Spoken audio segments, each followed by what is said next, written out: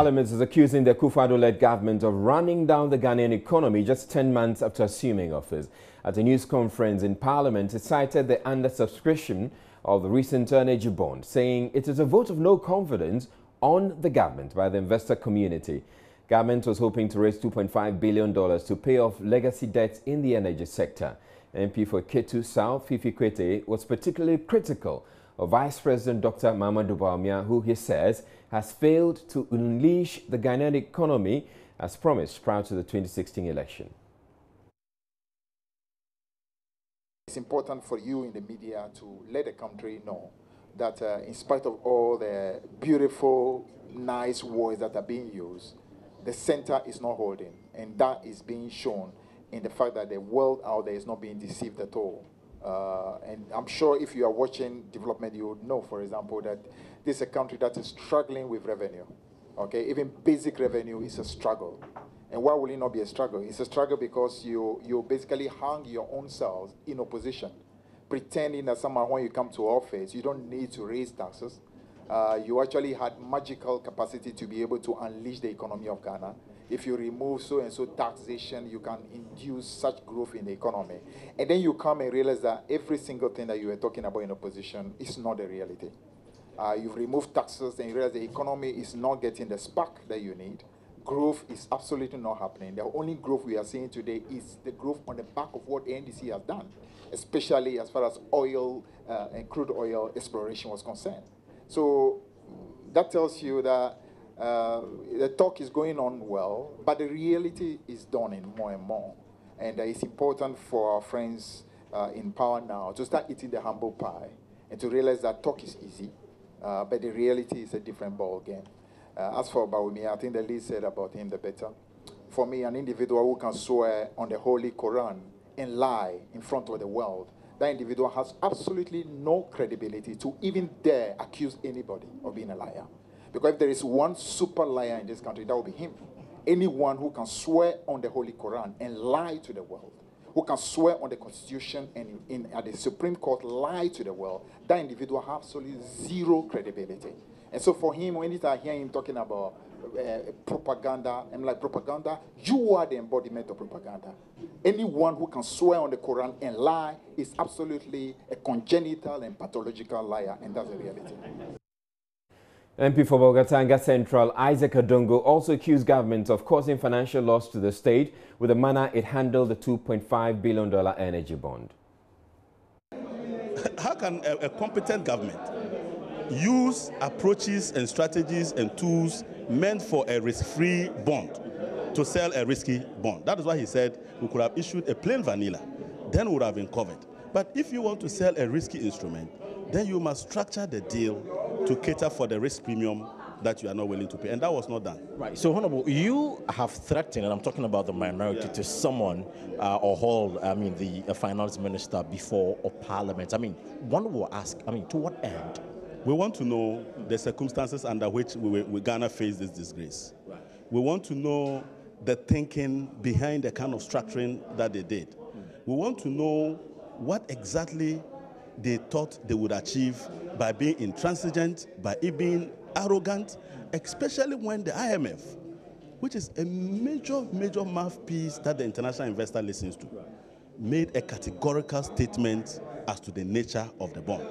What were the arrangements that were done to assuage the fears of the investor that the risk issues have been taken care of? We want to know all of this, and we want to know going forward what exactly are we in now, because it's a big embarrassment that we had roadshows, international roadshows. If you went out to invite foreign investors to participate in a domestic bond, what were you thinking? That investors will bring money from outside, and yet you didn't intend to treat it as an international financial transaction for you, and that would have required that you come to Parliament. So in an attempt to avoid Parliament with all these complexities, they ended up being caught in a web of their own deceit. So for you, clearly, it's a case of causing financial loss to the state. Because if you had used the rating capacity of Ghana, the fact that Ghana as a country would have guaranteed this facility, investors would have been willing to price lower than our pricing guidance. And they would have bought this bond because they know when the worst comes to where they'll still get their money because it is a public debt and it is guaranteed by government. Now, 1 month after the gas explosion at Medina Atomic Junction that left 7 people dead and over 130 injured, the National Petroleum Authority says it has identified 35 high-risk liquefied petroleum gas refill stations it intends to shut down once they are out of stock. These high-risk stations are in different parts of the country and were identified by officials from the NPA who have been on a nationwide tour since Cabinet ordered that they clamp down on all non-complying refill points. The authority is also yet to lay hands on the final report on what caused the explosion. CEO of the NPA, Hassan Tampuli, today briefed Parliament's Mines and Energy Committee on steps it had undertaken over the past month. There is more in the following report. The NPA's engagement with the committee was to enable members of parliament apprise themselves with efforts to ensure that gas explosions are a thing of the past. CEO Hassan Tampuli told the committee 35 refill points have been identified as high risk and will be closed down soon. We have so far inspected 299 stations, LPG stations, across the country. And in Greater Accra, we have 67, Kumasi 70, Ashanti Region 70, Volta 58, Takoradi 64, and then Tamale Zonal Office has done 40. So altogether, we have 299. We have closed down 43 stations out of the 299. 55 outlets, even though they were there on the spot, but they were not in operation. 55 outlets. We have also marked 35 outlets for close down when the level of their stocks come to manageable levels for us to be able to close down. It's more dangerous to leave the stations with the product that they have than allowing them to sell off and then you close down. He also briefed the committee on a cylinder recirculation policy expected to significantly change how LPG is distributed in Ghana. The NPA says it hopes to complete implementation by end of 2018. Maximum allowable capacity of LPG refill station that we would have in place after all this exercise has taken place is 20 tons. Anything above 20 tons will be classified as a high-risk station and it will be subject to close down and decommissioning. And they are going to now operate under the new LPG cylinder recirculation model. Those stations that are less than 20 tons will be used for auto gas. So vehicles that use gas can go to those places because they are not huge volumes. But those that are more than that would have to be used as LPG distribution companies under the new LPG cylinder recirculation model. And at this stage, I need to go deeper into what the cylinder recirculation model is because it is one of the lasting policy imperatives that the Ministry of Energy has been tasked to implement to deal with these safety requirements. The cylinder recirculation model is a policy of LPG distribution that insists that instead of taking your LPG cylinder to a station to be filled, you will carry an empty LPG cylinder to a station and then take a filled one. So you will not be at the station for it to be filled. That is what it is in essence. The NPA, meanwhile, tells Joy News is yet to obtain a copy of the investigative report done by the fire service into the atomic gas explosion. So we are working on the basis of the fire reports, and that will be the report that will cover this incident. So the NPA is yet to receive that? We haven't received any communication to the effect that they are done or not. The committee also engaged officials from the Association of Oil and Gas Marketing Companies. We're taking a break here on Joy News Prime, but still ahead in the bulletin. Key public figures, including former Chief Justice Georgina Wood, said to have purchased state lands between 2009 and 2016, deny ever acquiring the said state lands. We'll hear from a number of them, including the office of former President Kufuor. Under the Chimrihese conditions, President Kufuor was supposed to have been resettled with a residential accommodation. We have all the reactions coming away. after the break. Stay tuned.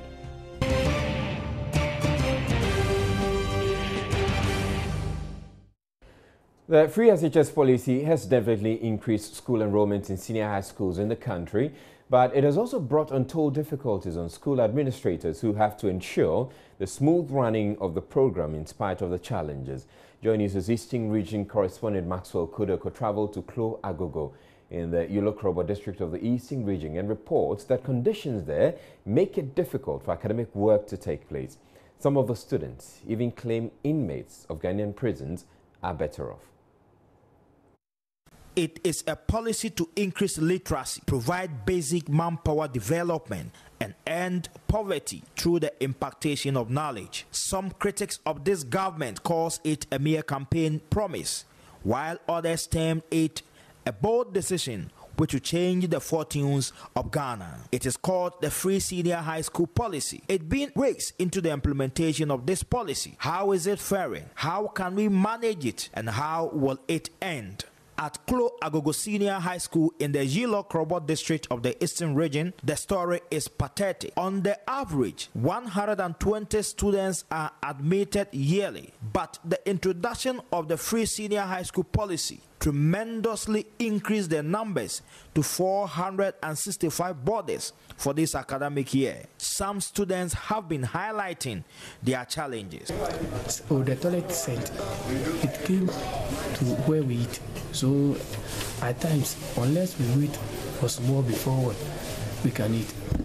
I thought I was dreaming I'll come and meet a bed because I told my parents that I'm coming to sleep on top of their bed. When I came, this was I came to serve. We were sleeping on the floor with our bed. And even with that scrum, we are piled up like sardine. Oh, even the prisoners, they are feeling comfortable than us. We are really suffering. And for my problem, my family, we are not having any sickness called romanticism.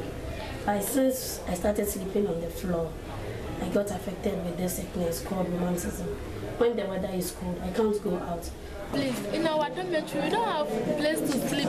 We sleep like a sardine in a tree. Some people sleep on, two people sleep on one bed.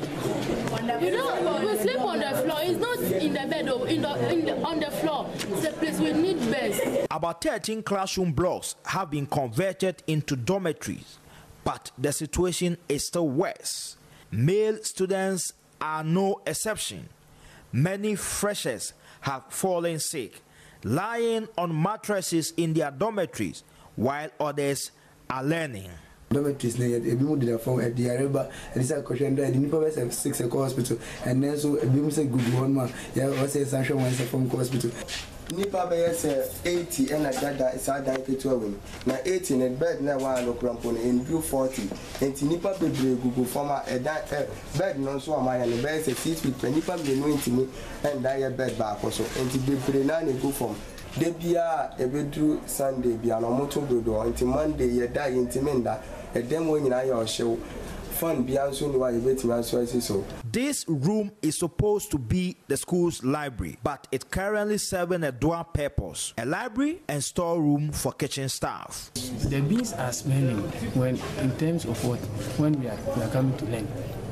We hear some of the scent, so we distract our learning, and we don't even get enough space to feel comfortable in terms of what, learning. Cleanliness, they say, is next to godliness. Meanwhile, the story is opposite in this school. Students don't have proper toilet facilities. Field-made students defecate in polythene bags and dump them into the bush. Cholera is imminent. We have a term called shea pollen. Yeah, to excuse my words, in quotes, we poo-poo in the rubber and then we wind it, throw it into the bush. And the seniors will tell us that we are opening boutique over there. We are having a problem with the downtown. We normally call it downtown. We don't have any proper place to.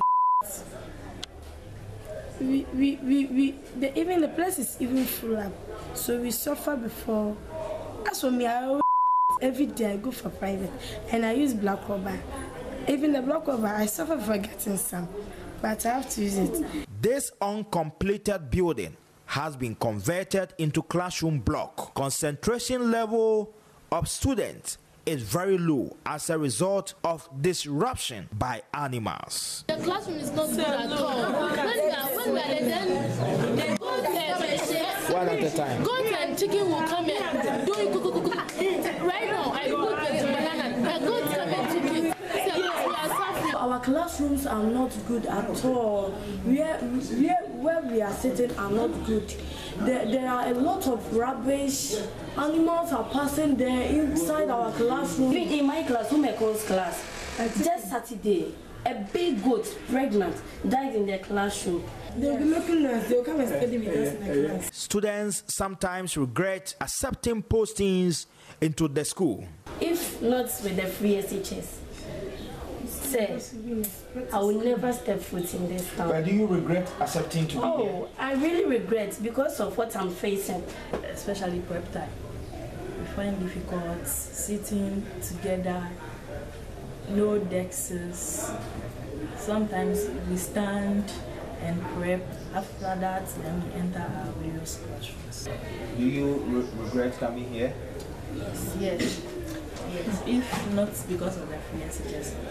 School authorities have declined commenting on the problems. Meanwhile, District Chief Executive Officer for the Yilo Krobo District Assembly, Honorable Ebenezer Tetekupualo, has been speaking to Joy News. From the headmaster, they need at least 200 beds. I promise giving them 100. We also ask the contractor to give us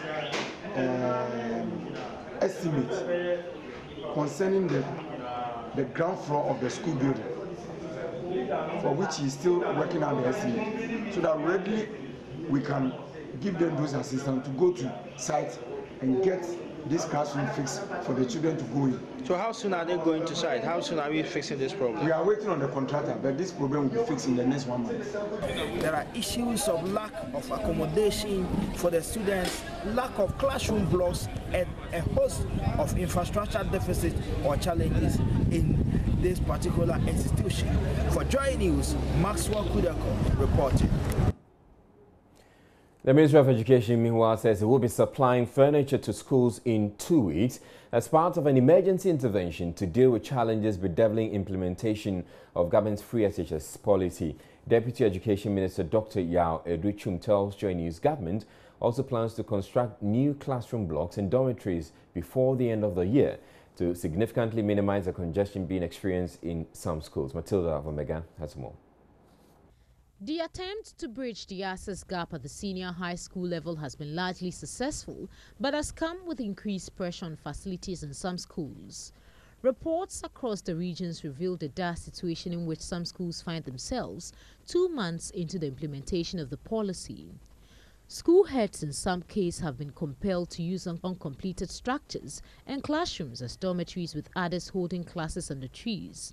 Deputy Minister of Education Dr. Yao Edrichum says they have taken notice of the challenges and are working towards addressing them, starting with the provision of furniture with priority given to schools in dire situations. Given the speed of the contractor, we believe, with the direction and the direction of the principal headmistress, we believe their situation may be eased very soon. You go to West African Secondary School, they're also finishing up.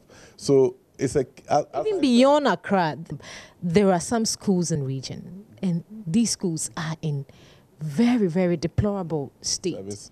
Every one of those situations, we are working with them to see how you address the issue right there.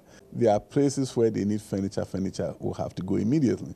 There are places where there's a building sitting there which is about to be completed, and if we could speed it up, within the next 2 weeks, 3 weeks, you ease the situation. So we are expecting to see some of these furniture moving into the schools in 2 weeks? In 2 weeks, everywhere that there's a need for furniture, they're going to have their furniture. Beyond furniture, as some actually want accommodation.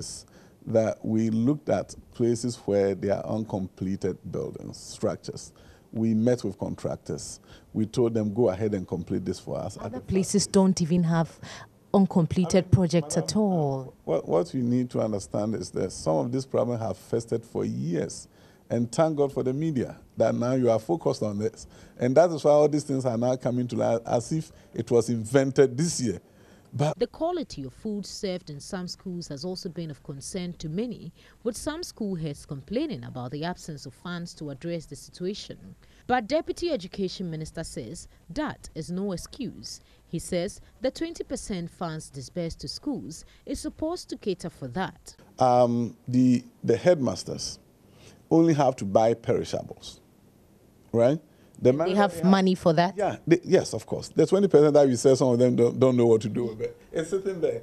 It's for what exactly are they supposed to use that 20% for? They have the line items. You see, 20% of all the line items of things that they are supposed to take care of has gone to them. And we've given them all the line items, line by line, furniture maintenance, they have a development levy, they have examination fee, they have a number of items, sanitation fee. All those items is what we say you have 20% of it. So they have the freedom. And in case they need clarification, Ghana Education Service will clarify for them. The Deputy Minister also dismissed suggestions that school heads are being victimized for speaking out about conditions in their schools. For Joy News, Matilda Fumaga, Accra. We're taking a break to bring you business news here on Joy News Prime, but still ahead in the bulletin, the key public figures, including former Chief Justice Georgina Wood and the former president, reacting to the land grab claim story is yet to come. And then the Ghana Education Service, in collaboration with UNICEF, is implementing a new policy that will offer alternative disciplinary tools in schools that will completely ban the use of canes on school children. But it appears the teachers are not ready to give up on the canes yet. Sometimes the situations that we have in the classroom is very, very challenging. People fighting a whole lot. When it comes like that, you can use cane. Stay tuned, we have business news next. This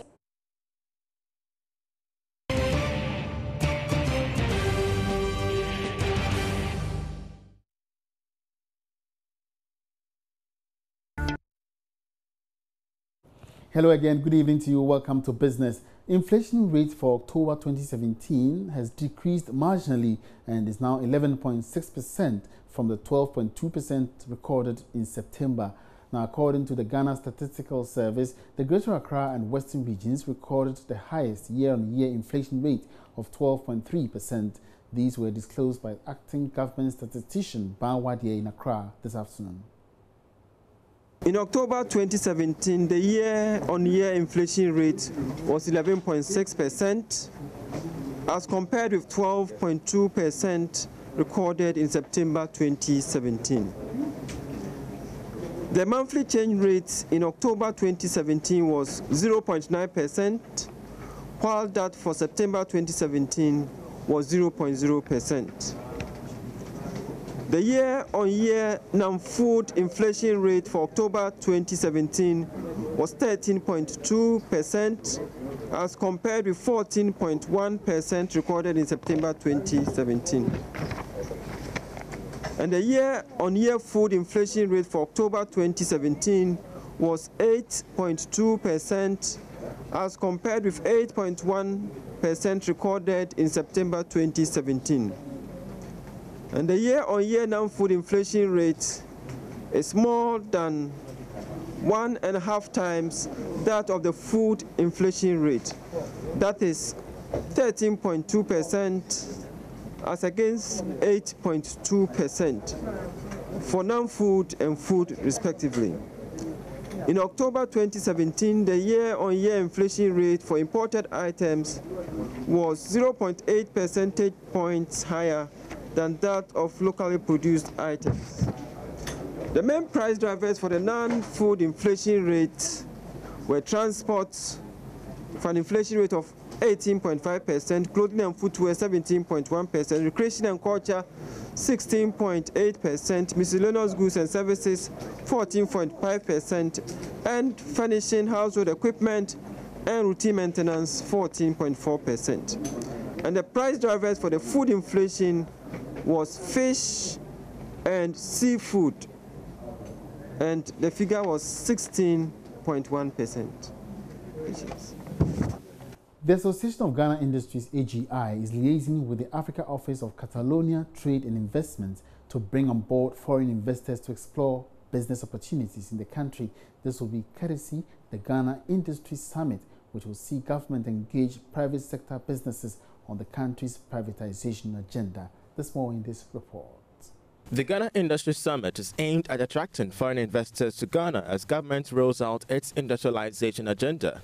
Director of the Africa Office of Catalonia Trade and Investment, Florence Bayard, tells Joy Business that investors from Europe will consider partnering government in all industrialization programs, including the One District, One Factory program. The exchange and the export and business relationship between Catalonia and Ghana have increased a lot, both in terms of exports and in terms of imports.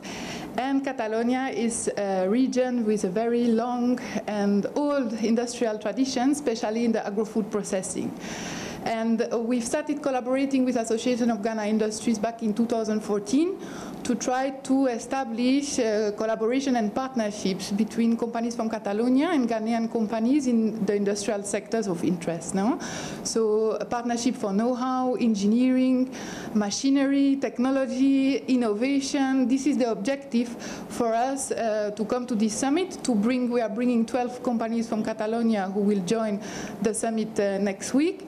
And our objective is definitely to position ourselves as a partner for the Ghana industry, for the Ghana industrialization program, for the One District, One Factory program, in terms of establishing win-win collaboration and partnership. Chief Executive Officer of the AGI, Seth Chuma Kwabwa, has been explaining to Joy Business the urgency of this summit.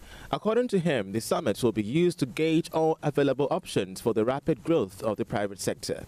This year, because of the government's special orientation towards industrialization and government coming up with various initiatives to support industrial growth, we decided to further expand the scope of the local content exhibition and conference to include the industrial sector. So this one, the focus, even though all the key sectors we've been working in are all part of it, the focus is really on industrial sector. And for that reason, we have expanded the scope and invited various countries to be part of this. In this, the government initiative on One District, One Factory has caught on quite well, and we know, sitting in AGI here, a number of industries, a number of companies, a number of investors are coming from the various parts of the world trying to invest in Ghana. So this time around, we have countries such as the Catalonia, which is Spain. A number of industries from Spain are coming. A number of investors are coming from Russia, especially in the energy sector, to be specific, nuclear energy and other areas.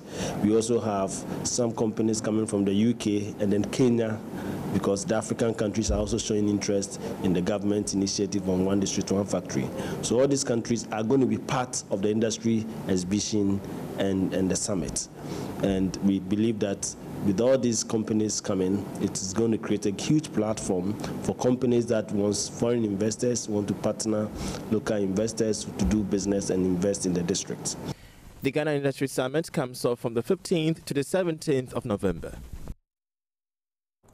Time now to take a look at our Budget Watch series, and today the Peasant Farmers Association is stressing the need for the introduction of mechanized agriculture to be considered in the upcoming budget, especially under the allocation for the Planting for Food and Jobs program. This was highlighted in the 2017 budget statement and expected to attract much attention in government's Agric-Marshall Plan this year. Ahead of the budget to be presented later this month, Programs Officer for the Peasant Farmers Association, Charles Nyaba, shares the impact of the Planting for Food and Jobs so far.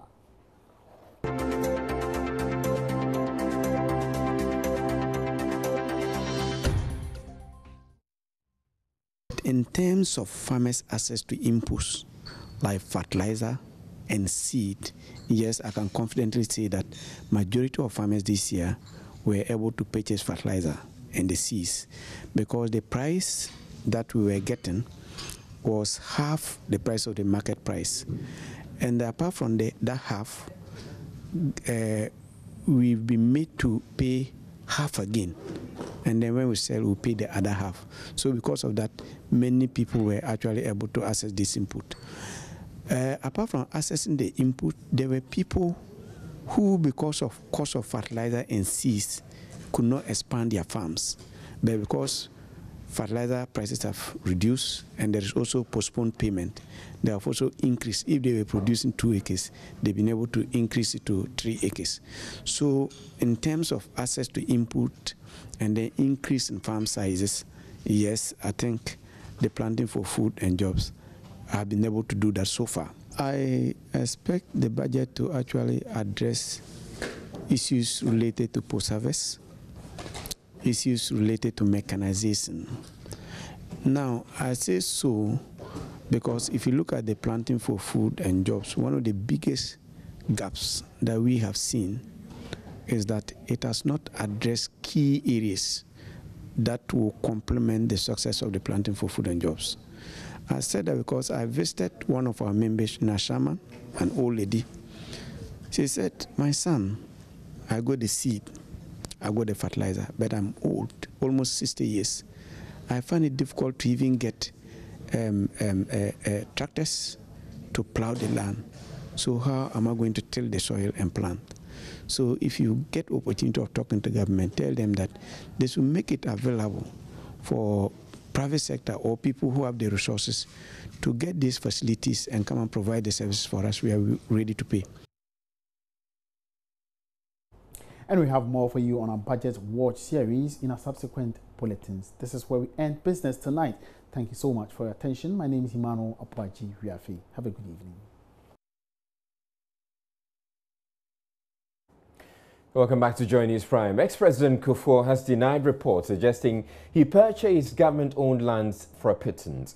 It follows revelations that hundreds of highly placed government officials and parliamentarians acquired state land in prime locations in Accra in what the Lands and Natural Resources Minister likens to the sale of the local snack Kelewele. President Kufuor's spokesperson Frank Ejekum says the only plot of land made available to the ex-president was the one provided for by the Chinri Hesse Presidential Monument Committee for Article 71 office holders. He insisted President Kufuor never purchased any plot of land in Accra. We don't know under what circumstances his name came to be associated with this list, because it's not as if the former president went out to expropriate land from any person or from anybody. What has happened is that as part of his retirement benefits under the Chinri Hesse conditions, President Kufuor was supposed to have been resettled with a residential accommodation as well as an office accommodation. The piece of land in question is a plot that has been shown to him as where the government was going to put up the building for his residential accommodation. So that's all there is to it. He didn't go out to look for any land, or he didn't go out to ask for land. All the government has done was to show him a piece of land that they are going to put on his residential accommodation as per the Chinri Hesse recommendations. The way the news came out, it would appear as if he had gone out to look for land or to expropriate land from somebody, maybe even through illegal means.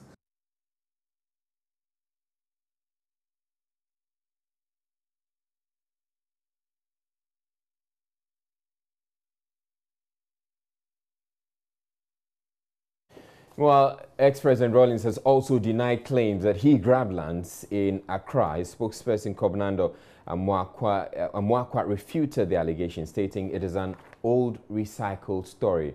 Still on land grabbing, disclaimers, former Chief Justice Georgina Thurira Wood says she is not a beneficiary of any state land. In a rejoinder issued in the last few hours, she made it emphatically clear that she had not benefited from any such land allocation. We'll be bringing you her statement in a bit, but I'm joined right now in the studio by Raymond Aqua, who actually broke that story yesterday after obtaining that document.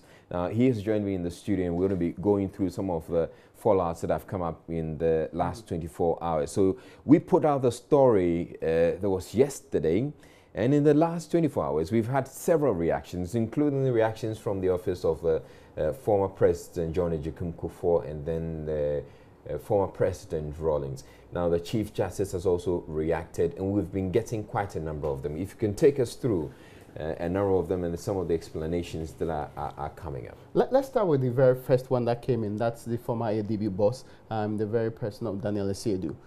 He indicated that the land we are talking about, he did not purchase, say, from government. He actually bought it from a private developer and couldn't have actually, in the positions that he had it, believed that it was for government. Indeed, the area he specifies that this land is supposed to be in the AU village, he believed that it was owned previously by government, but at the point in time that he was actually purchasing the land, it was not in the control, or the gentleman or the people that sold the lands to him was not from government directly. So that is his case.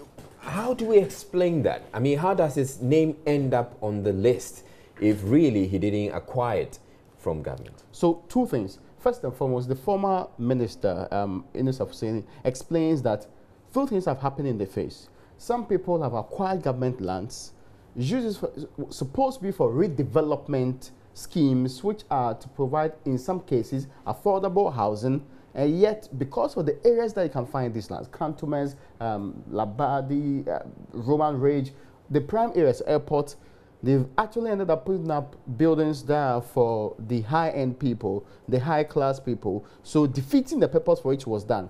That's why they introduced the embargo.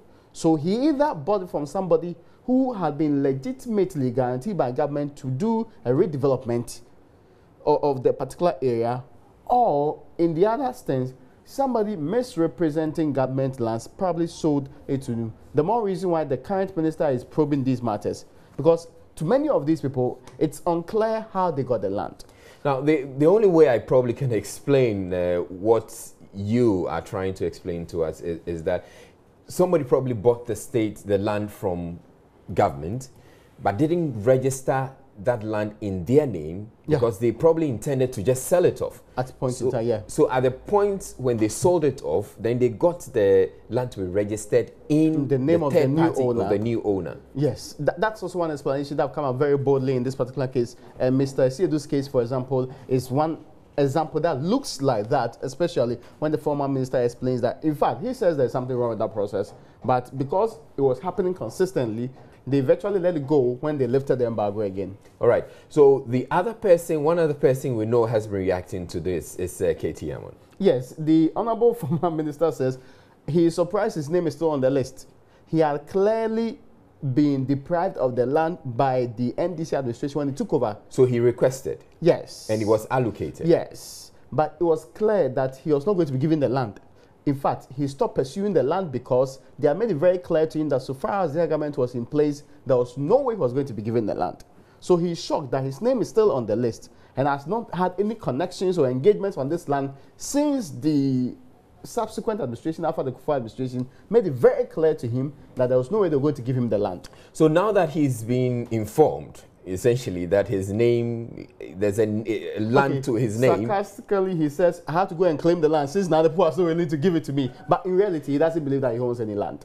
Which other significant person has come through? Okay, so the Chief Justice, for example. Right, so the Chief Justice, if we have the Chief Justice's reaction, we're going to be taking that now. The Chief Justice has also indicated that she was not a beneficiary, or she is not a beneficiary of any state land. In a rejoinder issued in the last few hours, she actually put it out as follows. And if we can have that on the screen right now, I'll share it with our viewers. All right, so we do not have a reaction ready, but in one other reaction I need to bring to you, that's Joy News obtained this statement from Herman Chinri Hesse on behalf of the Mr. and Mrs. Chinri Hesse, said to have also been allocated lands. So there was one. How much land was given to Mr. and Mrs. Chinri Hesse? In the very prominent area, they had, okay, so I'll be specific on that particular, it's 2.4 acres of land at what they call it, airport residential area. 2.4 acres of land at airport residential area. Very substantial. So we have this statement coming through from them. So I'm just going to quote exactly. We hope this is not a case of identity theft, because regarding the list of land allocations announced on Joy FM this morning. All three sets of Mr. and Mrs. Chinri Hesse's in this country declare that they are unaware of any such land transactions and own no lands as described in the list. Herman Chinri Hesse, however, indicated that if such lands existed in his name, he would be interested in knowing where it is so that he could go and claim it and go to church this coming Sunday to thank God for battering his bread. A rather interesting or sarcastic reaction to that there. But which other persons do we know have come through with a reaction? Okay, so we've heard of that of the former President Kufuor that was played previously, yes, and also heard of the former President Rawlings. So you know that has been very topical. Even last year, that particular issue came up again. The understanding is that the enclave he lived in and the one opposite that particular area is also one that's being contested at this particular time. But their brief reaction is that, one, there is very little that they can say about this because it's been rehashed. It's not the first time they are talking about this particular issue, and consistently they are failing to prove that they actually been given lands. But you do recall that they said, first and foremost, there was some 4 acres within the area. Now, former President Rawlings in this particular list is one of those that had 4.3%, 4.3 acres. That's been stipulated here, 4.3 acres at a specific location. Now, when the former President Kufuor's case to do with ex-gratia came in, then you ask yourself, former President Kufuor's own is 2.1 acres. At the same area, I mean, virtually like adjoining lands anyway. Right. But when you look at the former President Rawlings' own, we are talking about a higher figure, over 4 acres in this particular case. But they're also saying that it's not something new, and it's not what they actually meant it to be in the first place. All right. Thank you very much, Raymond Akwe. I'm sure we're going to be having a lot more reactions coming through. So I'm just going to share with you the statement that came in from the Chief Justice, the former Chief Justice's office. So it says, a news item carried by esteemed Network Joy FM on Wednesday, November 8, 2017, stated categorically that I, as Chief Justice of the Republic of Ghana, was allocated a plot of land at South Legon, Accra, in September 2011. I wish to state that I am not a beneficiary of any state land in Ghana. More specifically, I have never applied for or been allocated any such property on or around the date served, or the date stated, rather. You will discover from my letter addressed to the Executive Secretary of the Lands Commission and copied to you that I have volunteered to appear before the ministerial committee set up by the Ministry of Lands and Natural Resources for thorough investigations into this matter. I trust that you will, in fairness to me, give this rejoinder the same prominence and quality airtime that you accorded your various news items on November 8, 2017. And it's signed by Justice Mrs. Georgina T. Wood, retired Chief Justice. And indeed, we have given it the prominence that it deserves. But Raymond, before you go, there are all these people who are indicating that they have, their names have come up, and yet they have no such lands. To be clear, the former Chief Justice in this case, the specific allocation talks about the age of, specifically, it says the age of October 2011. That was the date of allocation. The title there is the Honorable Chief Justice, Judicial Services. It doesn't mention her name specifically. Right. So the plot size is indicated together with the location that says South Ridge. So that is what it says about the, so this is the period allocated. Okay. The title is what's given there. This one says directly, South Legon. Yeah, actually it says South Ridge, not South Legon. Not South Legon. Yes. Okay. Yeah. So that's what's actually referencing the Honorable Chief Justice. So for those people whose names have come up on this list, the list that you have, and who are saying that, well, even though they are not aware, they will be interested in following up, what do they do? Oh, to the Ministry of Lands and Natural Resources, to the Lands Commission, more importantly, to actually check whether indeed this list that's actually supposed to be coming from that particular entity, that's clear cut, has your name on. It could be an anomaly, they'll rectify it. It could be, or if they also want to sit back and wait, a report from the current lands minister who believes that these lands were being dished out like killy-willy would also come out, then they can follow up from there. Because what they intend to do with that report is to actually align and bring out those who did not legitimately deserve the lands, take them out. Those who legitimately deserved it, keep it for them. And also those they needed to do reallocation, which some of them actually indicated here will actually be done so. All right. Thank you very much, Raymond Aqua. We're taking a break here on Joy News Prime. We're bringing you international news next. Stay tuned. Now, the Ghana Education Service, through its guidance and counseling unit, is set to implement what it calls the positive disciplinary tools in basic and senior high schools across the country. This, they say, is to focus on building a safe and protective educational environment devoid of the use of canes and corporal punishment. What it actually means is that caning is being outlawed.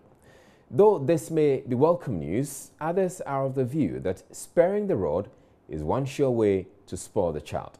Nancy Emefa-Dradozi has more on this report. UNICEF has given approval to the Ghana Education Service to roll out what we call the positive disciplinary tool. Now, this is supposed to be an alternative correctional measure for students across the country in the basic and secondary schools, and to check them so that they move in the right direction rather than the old use of the cane and then the corporal punishment. But the question is, are teachers willing to accept the implementation of this policy? It's a step in the right direction. Just that some of the things I read about, it will take a lot of time for it to at least deter a student. For the crop of children we have these days, they are very difficult. And when you compare the old system of punishing children to the current one, you realize that the cane was a bit effective. I think it's not bad because we are stick to caning a child, which is not the right thing. So putting in other ways, like letting the child write, I'm sorry, for maybe 100 pages. As the child writes, he is able to take it in mind and say, no, with this, I don't have to do it again, to repeat what I have done. With the caning, when it's done sparingly, you see, it's not done excessively to punish the child. I don't think it's wrong. Because as the good book says, when you spare the rod, you spoil the child. Sometimes the situations that we have in the classroom is very, very challenging. People fighting a whole lot. When it comes like that, you can use caning, not too much, just to correct the child, to discipline the child. Because maybe keep quiet, using all this will not work. So there's always been this one thing that students and even I have been scared of, and that has been the use of the cane. The cane and other corporal punishment that has been adopted by our teachers and our parents for a very long time, being used as correctional measures when we go wrong. Today, let's find out from students whether they agree with the new implementation of the policy to ensure that the cane is banned completely from our schools. I think it's a good policy because if they cane the child every time, sometimes the child becomes scared of the teacher, and when the child doesn't understand the topic, or the child cannot approach the teacher to tell the teacher that I don't understand the topic taught today. I think it should not be stopped in the schools, because it will serve as a deterrent to others never to commit that crime that the people who were punished committed. I think that teachers need to agree with it, and if they go against this law, they must be punished. In this system of the cane being used, the rates of indiscipline in the schools are very high. So if this caning system should be abolished, the rates of indiscipline and immorality in the school will be out of hand. A Ghanaian parent is likely to, quote, spare the rod and spoil the child if you tell them not to cane their children. However, now that we are going to be having alternative ways of punishing our students in the very basic and secondary schools across the country, what do parents and Ghanaians in general make of this plan? The children in Ghana, somebody knowing that this is what I'm going to face, or this is the type of punishments I'll face, you know very well that our children are moved by the punitive idea behind caning and those stuff. So taking it off, for me, it's something. I think caning should be banned because I feel that generally in Ghana, we grow up timid. We grow up timid. If you compare us to the advanced countries, you realize that the children are more confident, they're expressive, and all of that. There's space to explore. So yes, if caning is banned, it will help I think to get rid of a bit of the fear we have in school and all of that. I don't think it should be banned. I just think it should be controlled, because I'm a person that comes from a home where they gave me a lot of beating, and it shapes you in some type of way, you understand? So I think it should be controlled, and it should be a last resort measure. Counseling, guidance, recitals, agreements with students, meeting parents, meeting teachers are a few of the alternative correctional measures that are soon going to be adopted by the Ghana Education Service in the various basic and secondary schools across the country. But the decision lies in the hands of the Ghana Education Service to find out what exactly will be appropriate for this country. Reporting for Joy News, MFR Nancy Dradosi. Now, joining us is learning a refusal by the Ashanti Regional Office of the Controller and Accountant General's Department in Kumasi to settle an outstanding electricity bill is to blame for the disconnection of its supply. The office is said to refuse to pay the debt on its old meter after it was migrated onto the prepaid metering system. The lack of supply for months has meant that staff are often found idling with little work to do or having to resort to using drafting documents on paper or working from internet cafes. A visit to the office showed all computers and the main office data systems off, with the exception of the IT department, which has its own electricity connection separate from the rest of the office. Now, Lava Firms Erastus Sasaridonko joins me with more on this. Hello, Erastus. Now, it was reported earlier that the office had been migrated onto a prepaid metering system, which was not being topped up, but you have since found out that there is actually more to the story. Tell us the story. Exactly. It's getting interesting by the minute. And I'm getting interesting details on this particular story. Now, ECG records I have seen indicate that as of 22nd December 2016, the Regional Office of the Controller and Accountant General's Department was owing 22,484.64. Now, it also indicates that they spread the payment for them. So per every top-up, the controller office was supposed to be deducted 3,297.73. Now, let me give a background to this, because per the rollout of the new meters, if you are owing ECG, they roll your debt onto the new platform, and then they give you a payment plan. And so per every top-up, you're supposed to pay, in addition, something else. So if you need a credit for, say, 2,000 Ghana cedis, and you are owing, and your payment plan is 3,000, it means you need to pay 5,000. So that they deduct 3,000, and then you keep it. Now, I'm getting feedback from the Regional Director of Controller and Accountant General's Office, Paul Asumedu, and he is saying that when he took over as regional boss in January 2015, he met a debt of 24,800 Ghana cedis.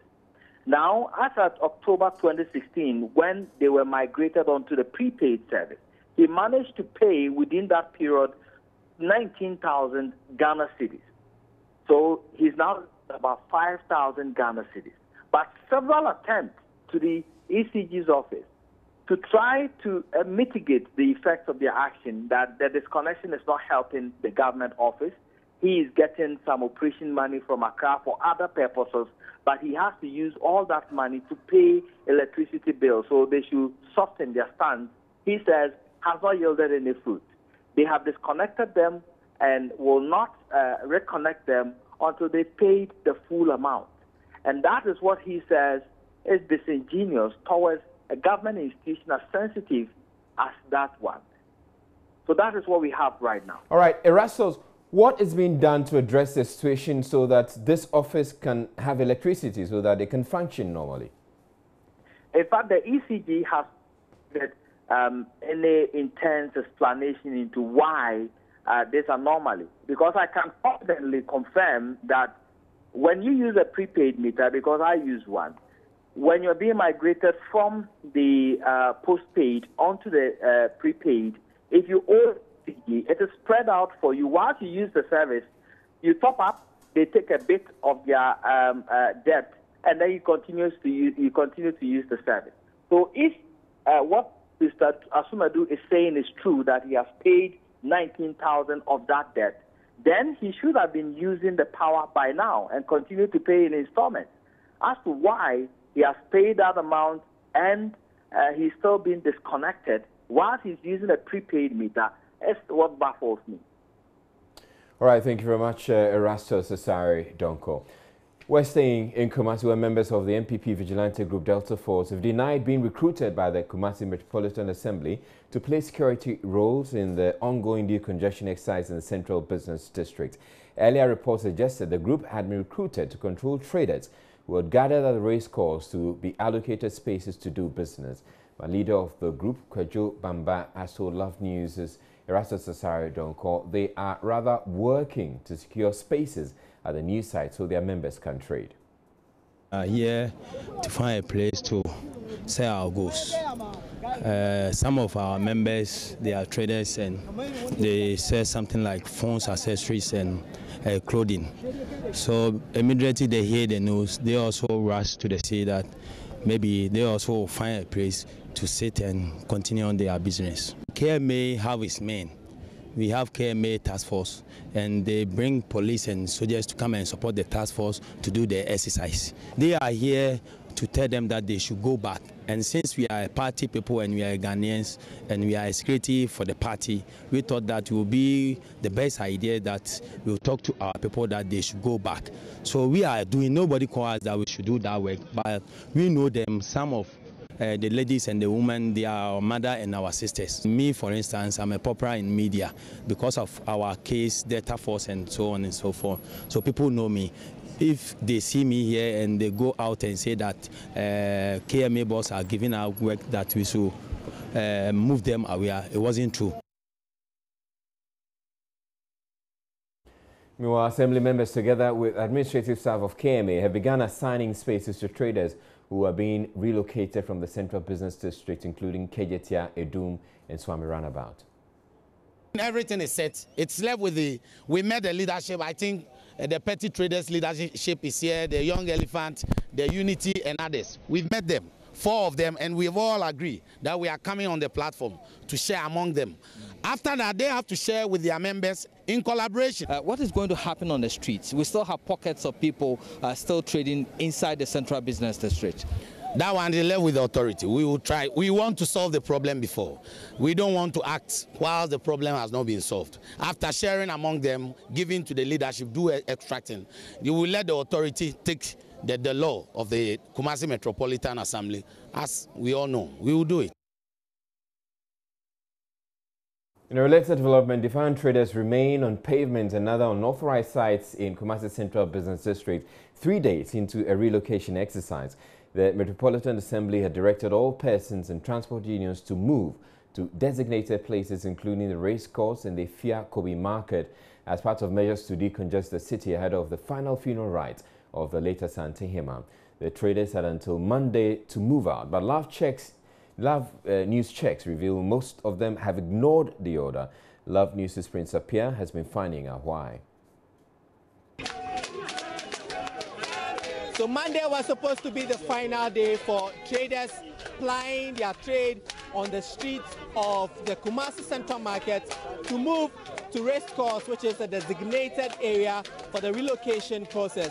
This is to pave way for the final funeral rite of the Asante Hema Nana Sewa Efiakobiampem II. But today is a Wednesday, and you can see obviously that these traders are still where they were asked to relocate from. But why are they still here? We'll speak to them to find out.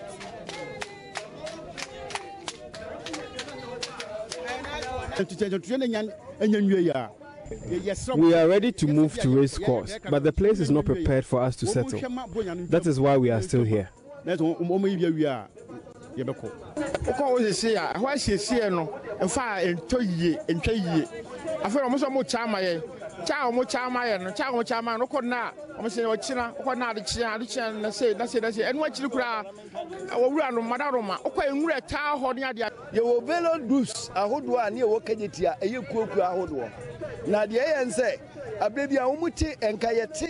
Before, authorities work with leaders of the associations during such relocation exercises, but now they are not doing so.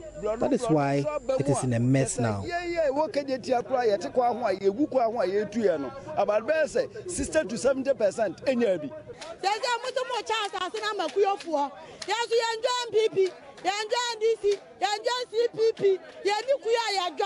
The spaces there are being shared to party and union members. So what happens to those of us without any union or party?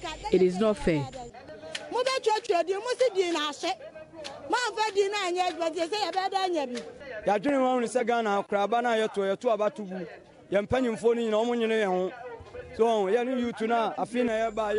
Our leaders have disappointed us. We are being tossed around without proper arrangements.